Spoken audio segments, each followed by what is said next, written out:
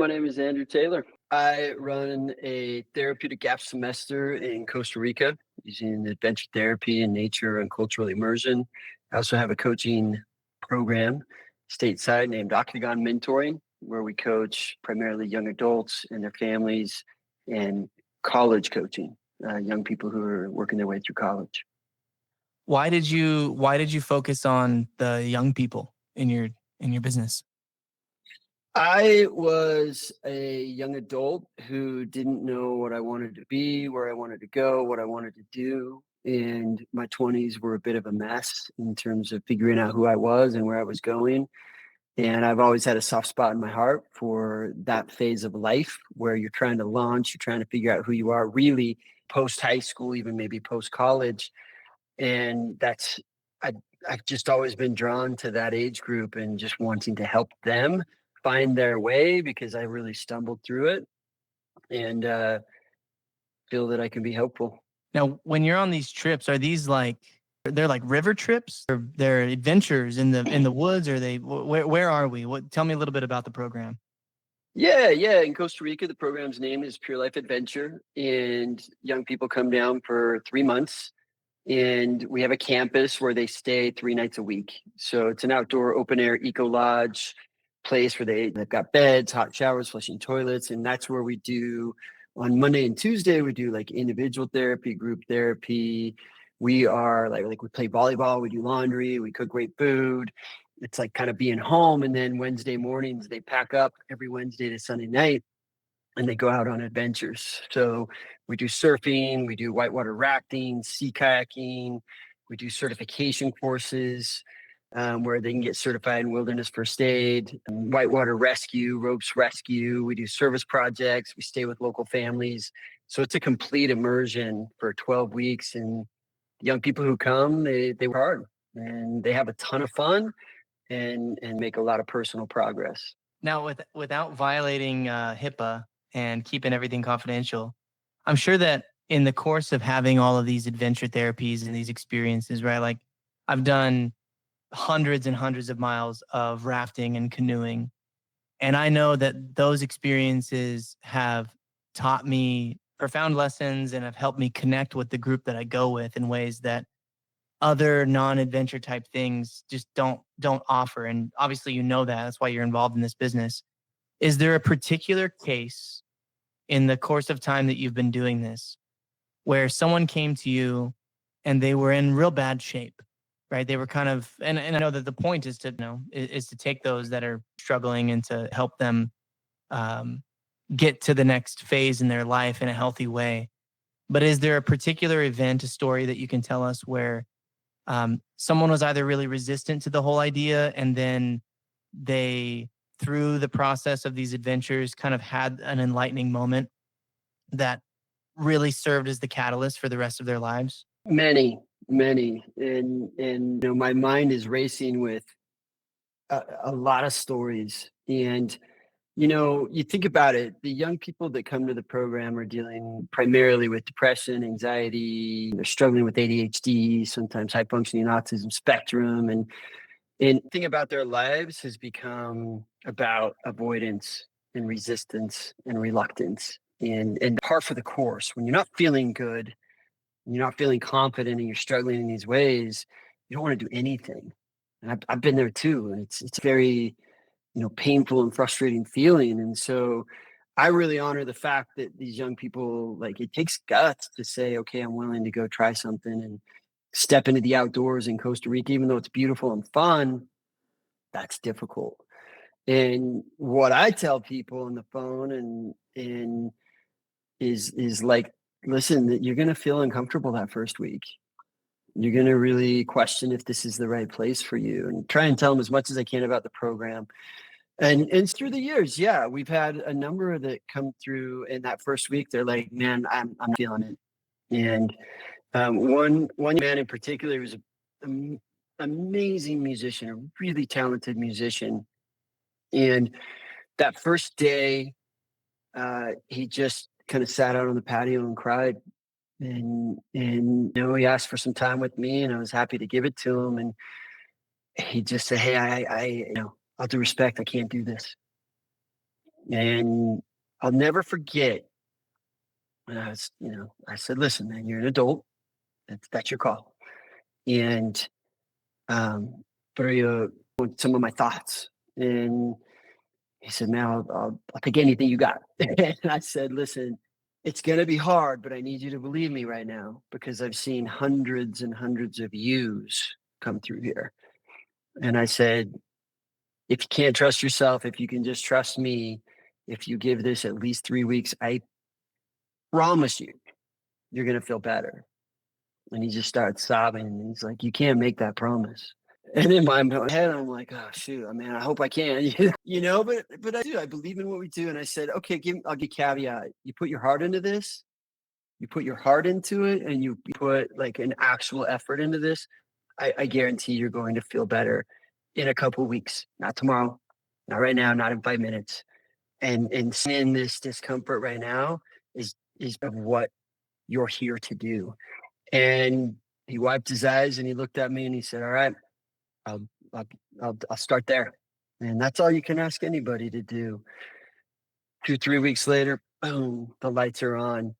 He's a genuine smile back. He's me in the eye. He's feeling better. And this young man, played music for the group the entire time he was there. And had a very successful graduation from the program, and looked me in the eyes on the last day and said, "You were right." You know. Last I heard, and I spoke with someone who knew of his whereabouts, said that he was doing great in the music scene and a successful adult life, which I'm sure there's a lot more to that, but I was really happy to hear that. That's one that stands out. What do you think does it? It's probably a combination of things, but for somebody like that, who had obviously been promised things before and had probably tried things before and was, seemed out of sorts for what would actually work. What part of the whole experience really did it for him? Was it he finally warmed himself up to play his music and he ended up in his element, or did he slip off a rock face and was saved by several of his companions on the trip? Like what was one of the things that you think helped him break that barrier and finally cross to the side where he could say, yeah, you're right? To your point, and through the years, man, I've been part of being present when someone has like a breakthrough moment in the outdoors. And this was actually, I'll answer your question, but I'm going to tell a different story. And this is when I realized this is what I wanted to do for a career. I was working for Outward Bound Costa Rica like 20 plus years, a million years ago. And I was guiding an adult course. Outward Bound primarily works with adolescents, but they have adult courses as well. And there was this guy that came on the trip, clearly very depressed. He said, I'm here because I'm depressed. And he was depressed and had the most hilarious dry sense of humor. He was the funniest depressed guy I've ever met in my life. And I'm not trying to make that light. He was also like just, there to immerse himself in nature for like 2 weeks. And I'll never forget because we went and did a waterfall rappel. A waterfall rappel, just your senses are just on overload. You've got water coming down on your face, your gravity and the fear of heights in your head. You it's loud. You're wearing a helmet. You've got all this safety gear, and so water's hitting you on the head. You can't hear yourself think. And I was fortunate enough in that experience to be the guy at the bottom of the rope, running safety. There's all kinds of safety, like through the max. And I saw him work his way down this waterfall rappel. And he got to the bottom and water's just crashing on both of us. And I'm there to like get the rope off and, make sure he's good and safe and get him, over here. I'll never forget. He like got to the bottom and he had his head down and he lifts his head up. When his eyes, dude, I'll never forget. He was glowing. And he's just like, dude, that was the coolest thing I've ever done in my life. And to me, it was like one of the most moments I've had in the outdoors with someone seeking change. And the guy was on fire just in a really positive way the rest of that trip. And that was the day I said, I want to do this. I want to do more of, like, I want to make a career of this. I want to bring this to people because I became a true believer that day. And a lot of other factors. I don't want to oversimplify it, right? But there are a lot of other factors. But that was the day I said there's something magical here. What I have since learned through the years and what helped that young man I told you about a minute ago. You know, Eric, it's hard. You're right. It's you pinpoint one thing, but I will say this.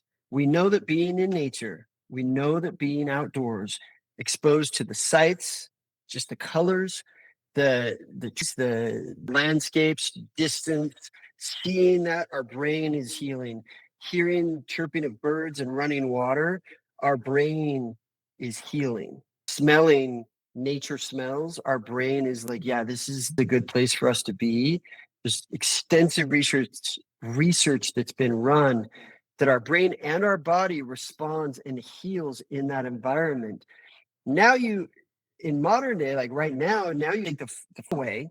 We ask all the people who come to our program, like, hey, you're going to check in your phone. You ready to step away from that? And to me, that is the best medicine that is out there. And it's neglected. It's hard to get. It's hard to get in this day and age. It's hard to get away from that technology. I'm a real believer that only going to discover more and more that immersion in nature is to change and healing and growth. I love that. Now I want to shift gears just a little bit. You've been running this business. You made that decision a while back. Have you ever had an experience where you felt that there was divine guidance or even just like an intuitive nudge or direct intervention from a higher power that was involved in making a critical decision that you made in your business or along your journey? Wow, man, that's a big question. Yeah, I do, and I think that waterfall story I just shared was one of them. That was a profound moment, one I can't erase. I can see it clear as day. I can still see the look on this guy's face. He's still a friend of mine to this day. We still are in touch, and he's just a really good soul, wonderful human. And I do. I feel like that day there was some kind of divine, inspiration that just kind of hit me like this is what I was born to do. And I go back to that because I run Costa Rica is my dream. That was my dream. I mean, that I've been running it now 12 years, I pinch myself. And and I have to like even go back to a time when it wasn't a reality. And I was like, man, if it could become a reality, like what an amazing thing I think I could do for the world and for myself and for my family and just be a part of. And now that's true. And so I have to remind myself. And something I tell young entrepreneurs is we sort of romanticize chasing our dreams and we sort of like put entrepreneurship on a pedestal. Some days I hate my dreams. And let me explain. It's hard. you know, Doing your dream is still difficult. You look at the Super Bowl, we're on the tail of the Super Bowl on this episode, seeing those players walk away and be crushed, and the one that lost at least. And anybody who pursues something at that level, I believe, really knows that there are days where you love it and just feel fulfilled and called and inspired, and then there's days where you hate it, and the days where I'm like, man, I wish I was just a dentist. Dentist would be easy. And then I talk to a dentist friend and they're like, bro, here are all my headaches. The grass is greener. And so, yeah, I do. I feel like that day was a real inspiring day for me. And inspiration along the way, conversations that I had with people right at the right time who knew the right person, who introduced me to somebody who knew somebody that said, I can help you make this happen.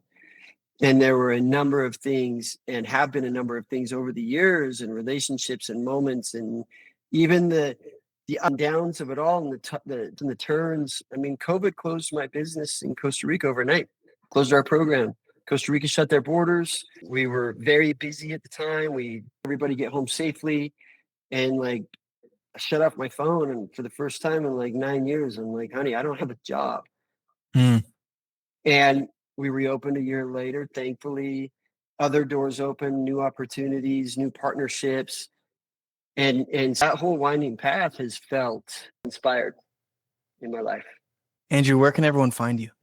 AndrewTaylor.bio, B-I-O is my website.